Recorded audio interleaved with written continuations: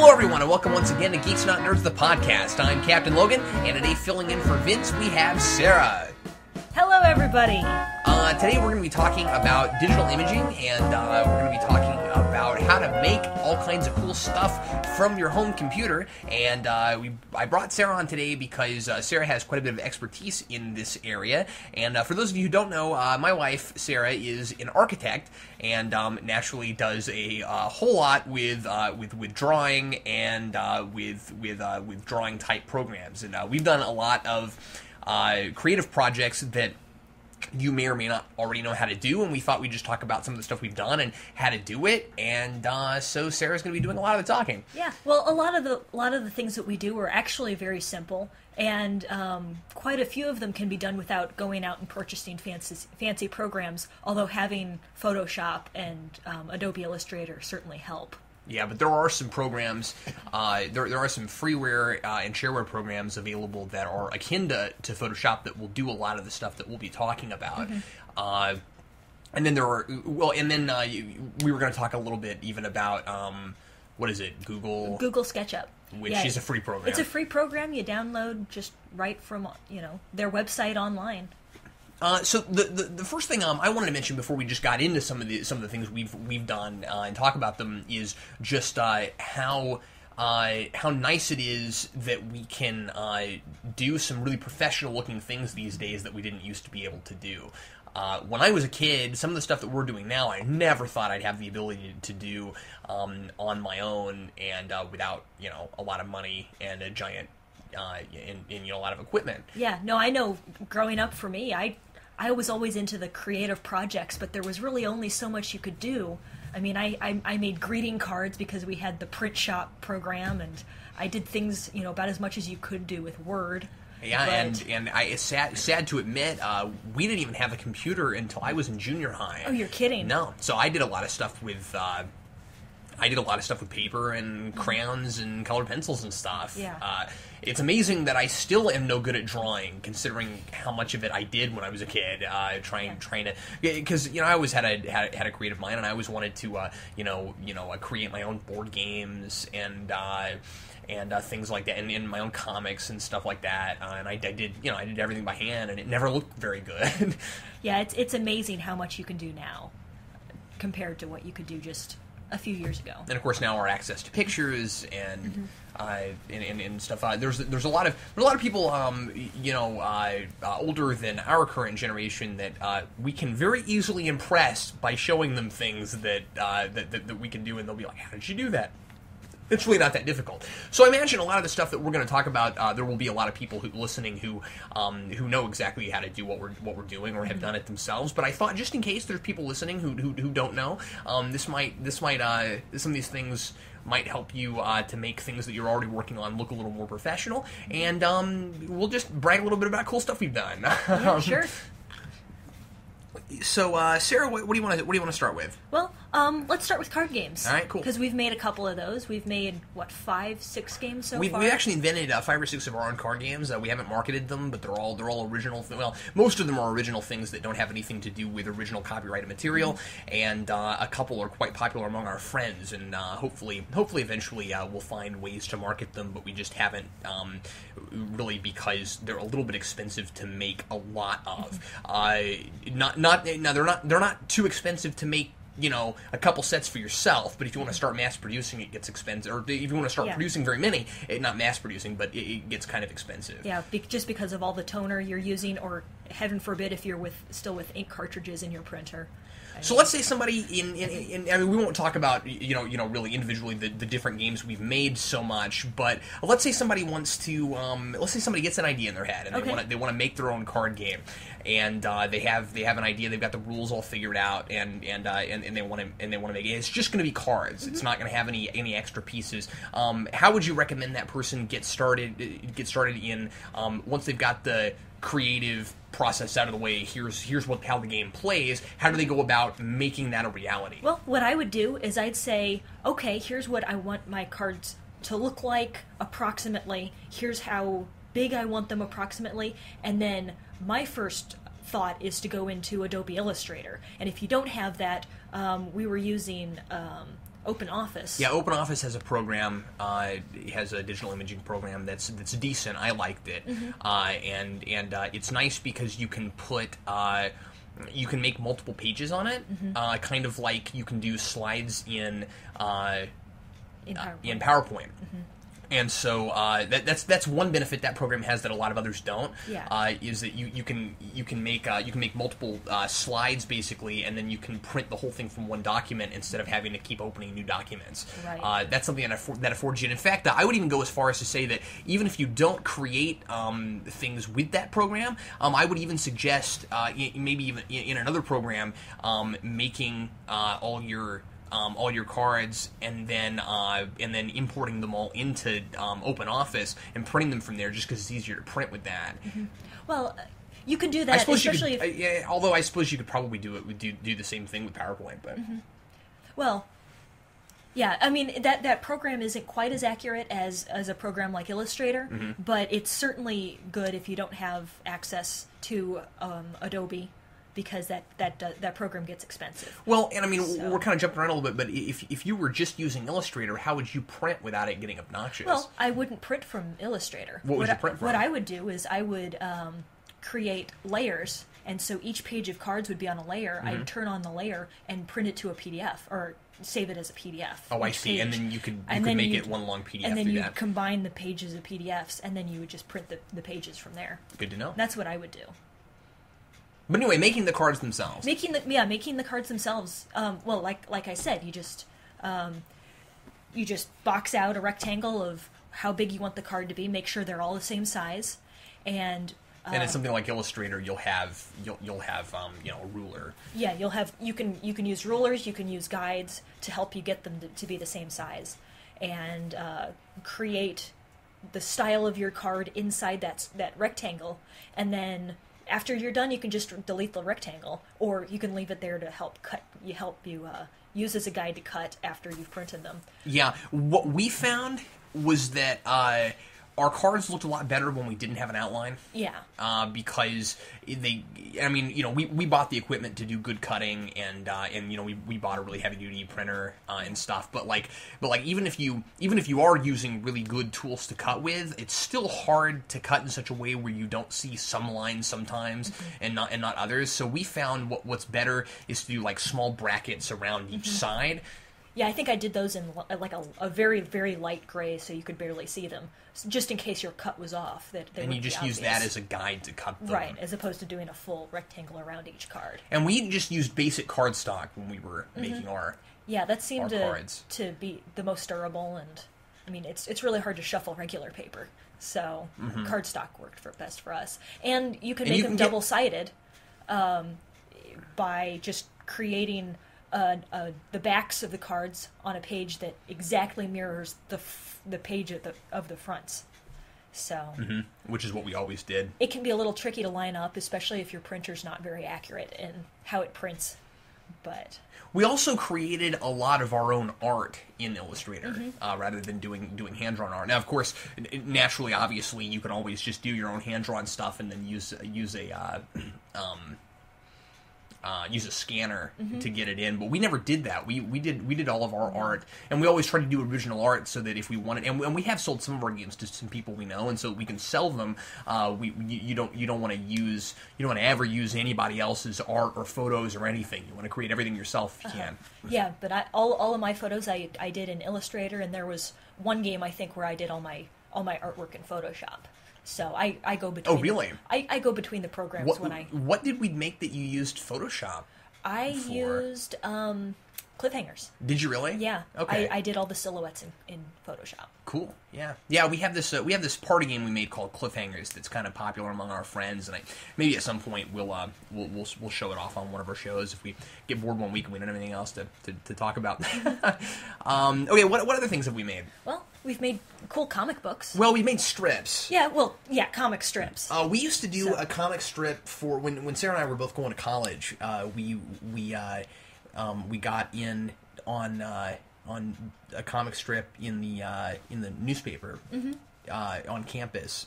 The what was it? The Daily Kansan for Kansas University, and we did a comic strip called Random Thoughts. Yeah, Random Thoughts. And Sarah did the art, and I wrote a lot of the jokes. Sometimes Sarah wrote the jokes too, but I wrote a lot of the jokes.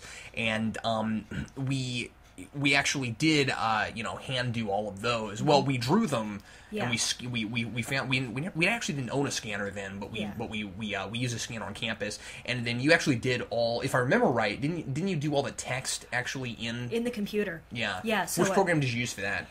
I used Illustrator for that again.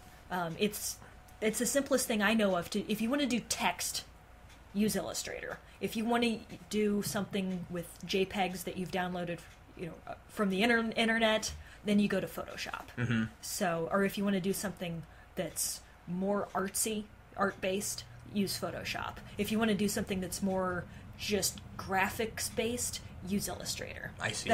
That's what I found. When we've done between those. when we've done title cards and things, a lot of times we've gone back and forth between Photoshop and Illustrator. We'll use Photoshop to do like the cropping and to make changes to the photos, and then we'll turn that into a JPEG, and then we'll import that over into Illustrator, and then we'll do all the text and any other drawing or whatever we have to do to it. Yeah, Illustrator just has a lot more fonts available.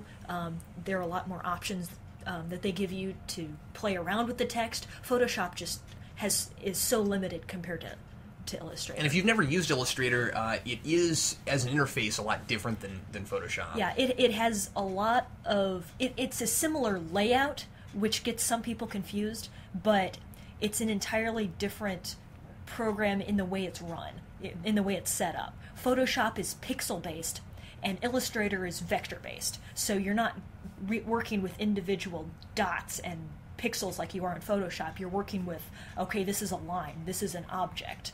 And so it's just a different thought process. I actually found Illustrator a lot easier to master than Photoshop.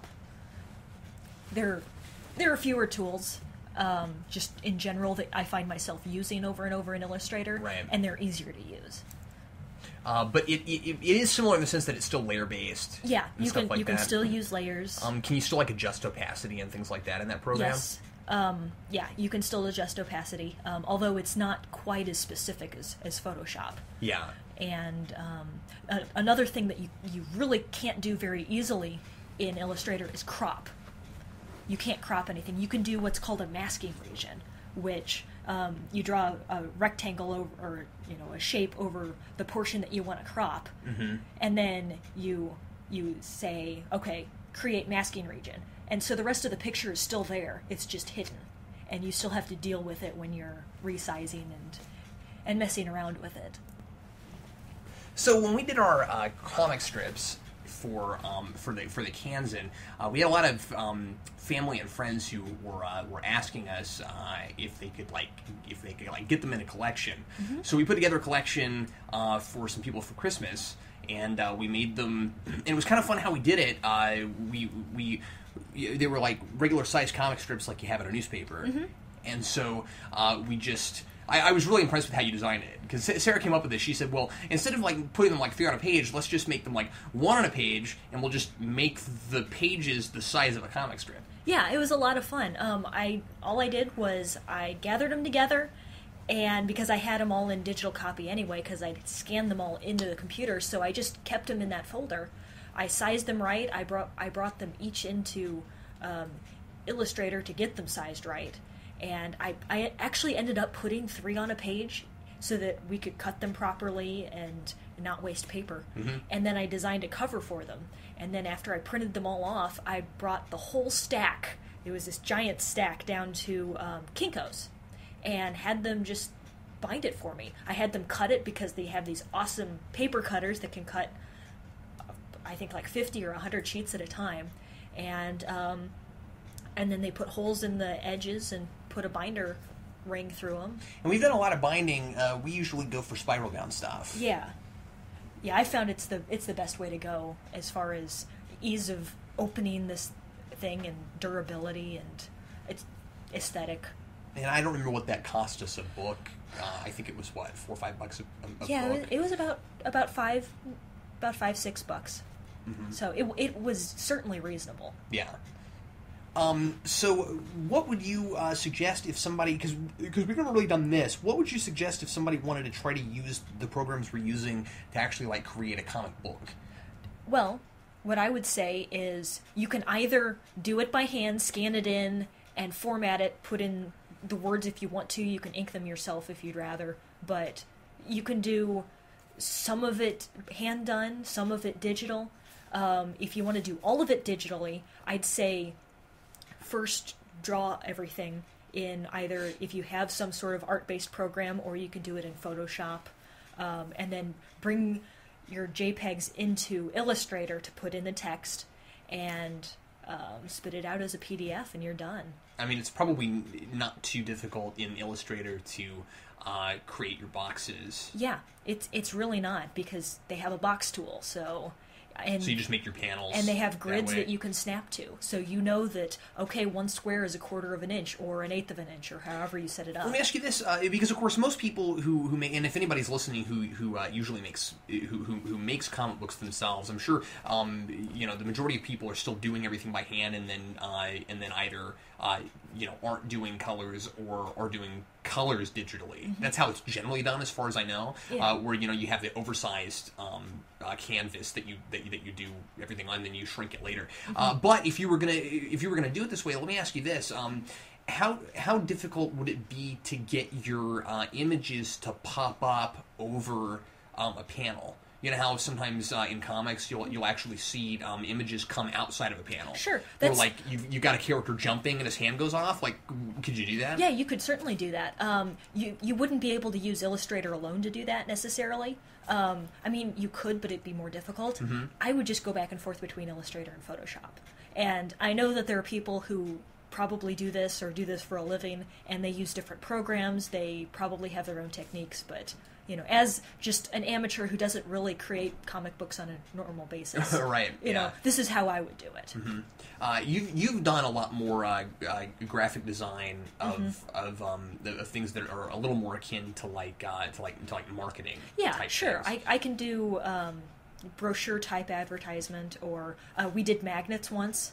That was a lot of fun. Mm-hmm. Well, we've done business cards, we've done magnets, we've done. We did a big banner. Yep. For your table when you went to a convention. Mm-hmm. Yeah, this was all stuff that we did for Geekvolution, and we also made bookmarks. Yeah, it's all stuff that you can do with those two programs. Or, I mean, I'm sure you can find freeware on the internet that would simulate a lot of what you can do with Photoshop and Illustrator. Mm-hmm. But the banner, this big 4-foot wide. Was it 1.5 feet, 18 inches tall? Mm-hmm. Banner, waterproof. All you do is you take, create a JPEG, whatever you want to have on it, and you take it up to Kinko's. The only thing I suggest is make it more high quality than what we did. Sure. Because ours was a little pixelated, and it looked like it was done on purpose. It was okay. I knew it was going to turn out that way. That was actually my goal, was to have it pixelated. Yeah. But if you want to, but I'm just saying that I'm sure most people wouldn't we did a pixelated thing. But if you don't, what would you do? Well, if you don't, I would say don't use either use an extremely good quality camera to take your picture, or don't use a picture that you're going to stretch to 4 feet by 18 inches. Yeah. So, I mean, if you do something in Illustrator, the images aren't going to get pixelated and stretched because it's already a certain size in the file. So if you put text, I mean, on our banner, all the text is very legible. It's very crisp and clear because I put the text in Illustrator over the JPEG and had stretched the JPEG, and I knew how pixelated it was going to be, and it was pixelated within an acceptable range for what I was trying to do. But you just have to have an extremely high quality image if you're going to do something that big, and try not to have it pixelated. So now, and of course, you've also made a lot of flyers. Mm-hmm. What are your? Let's talk about this for a minute. With things like flyers for advertising, mm-hmm. and then things like what am I trying to say? Making stuff for videos, like title cards and stuff like that. What between the sorts of things that you make that I think look pretty professional, and I'm sure part of that comes from your architecture experience. Yeah. like what do you suggest? What are your big pointers for how to make things that people are already making look more professional? Like comparing the work you do to other people's work. Sure. How do you? I'd say the two biggest things you can look at are organization of your information on the page and playing with text. Because if you look at what a lot of people do when they make their own flyer, they go into a Word document and they center everything, or they center the title and then they do bullet points. It works. You have all the information there, but it doesn't look good. And what you would do, what I would say, I don't ever use Word for my brochures and flyers and things like that, because I have a lot more freedom to play with the words and the images and everything in Illustrator. And I know that a lot of what I do can be done in Word, but it's a whole lot harder and you have a lot less control over the outcome. And so what you need to do is divide up your page. Decide, okay, what am I doing? What am I trying to accomplish? What information am I trying to convey? What is more important than other things? What do I really want to have pop? And so you you set up your page so that the information flows, and so that you have, like I said, an organization. So let's say that you divide your page up into thirds. You have the title at the top, you have the real main body of information in the middle, and then you have like a logo or an image or something at the bottom. Okay, that's a pretty easy way to divide up your page.